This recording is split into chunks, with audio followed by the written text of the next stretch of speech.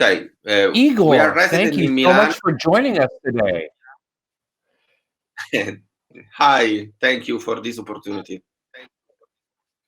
So where are you located today? And can you tell us a little bit about what you're doing in the hackathon and any experiences you've had recently? I'm a resident in Milan, and my idea is to support the European to take smart decision in the mobility sector during the COVID and also the post-COVID, also for the post-COVID phase. Uh, we have a good knowledge in the mobility sector, and we are working with multiple data sources in that related to the mobility arena. And we think that with our skills, connection with the university, we can give a real help to the community. And for that reason, we already started to give help to Regione Lombardia, where is the region where is placed Milan, and we provided to them like some solutions, some dashboard to understand how the mobility has been impacted. Some tools that allow them to reasoning on how to allocate the resources, identify the estimate of impact of the diffusion apps, and this is what we are doing at the moment. We are doing everything for free because in the situation that we are now is everything is in Oh, lockdown. tell us more So about your there is situation and what happened to your company. Can you tell us more about your situation and what COVID has done to your company? You have an IoT company that's been around for 4 years, from what I understand. Is that correct? Yeah, we have a company that is related to the IoT. We are providing services for car dealer principally in the fleet management company and car dealer sectors, and also also we provide services for Regione Lombardia for understanding how the pollution is increasing or decreasing. But right now that there is no mobility, there is no cars that are driving, there are nobody's purchasing a car or managing a transportation.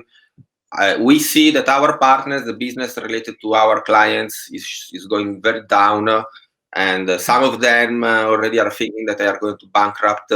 And so the situation, I think that is very, middle is very critical. It's, and we need to find a very fast solution of the post-COVID because that is going to be how to survive at least for the next 12 months. It's interesting that you're mentioning post-COVID. So can you give us some thoughts about that and how your hackathon experience is shaping your post-COVID solution? I think that with the hackathon, we can get information, resources, other third parties database that will allow us, together also to other people and other researchers, to understand better what kind of action we have to take in the smart cities and in the mobility in order to prevent the diffusion, but also to understand what will be the next strategy in order to understand how the human mobility is going to change and how we want direct this strategy, what kind of action we are going to take in order to prevent people, but also to allow them to take back their lives and slowly going back to the what was previously. So this is the main idea that why we want to be there, and also what kind of resources I think that is possible to get from that hackathon. So how is it connecting with other people during this hackathon? So from understanding, you were mentioning before when we had our discussion that you're working with some people in Frankfurt, and I mean, what's the scope of your effort? How many countries are you working with, for example? At the moment, we are working with two countries, Italian and Germany, but we also have some connection, and we are starting working with some engineering in Poland. I see that many people are willing to help, and that is fantastic. I mean, that it's something that is great for our point of view, also because they give you another perspective about the problem, and sharing the knowledge is the goal of, I think, of the project also. So you're getting, so it's the broadened perspective that you're getting. You're saying is a value that's added to this project, that you have so many people that you're interacting with, you're learning from this. Yeah, exactly. You are interacting with different people that has trying to target the idea or target the problem for another point of view, and sometimes the mix of two point of view can give you a great result. And I mean, I can, if you want, I can tell you like an example so you can better understand. So Please do. I'm great in, yeah, I'm quite good in understanding the mobility patterns, but then you have to take an action.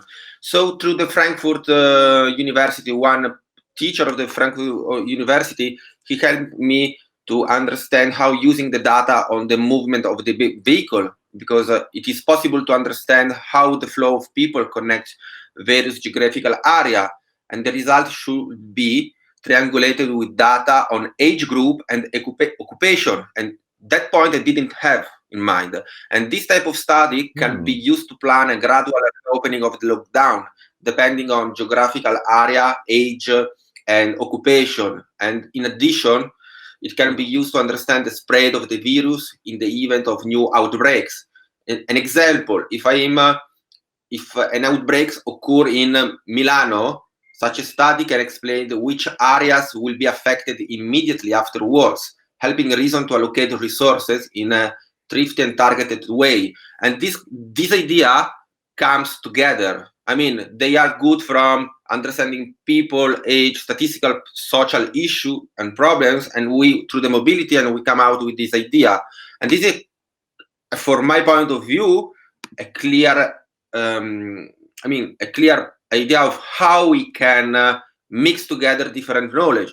I could also have another idea, for example, if you don't mind, that it comes from a data scientist that is working on insurance sector, and the ability to understand the pattern of people, can understand how to clusterize people in the mobility and how they will behave in the future based on the different lockdown and restrictions. And this could help the government also.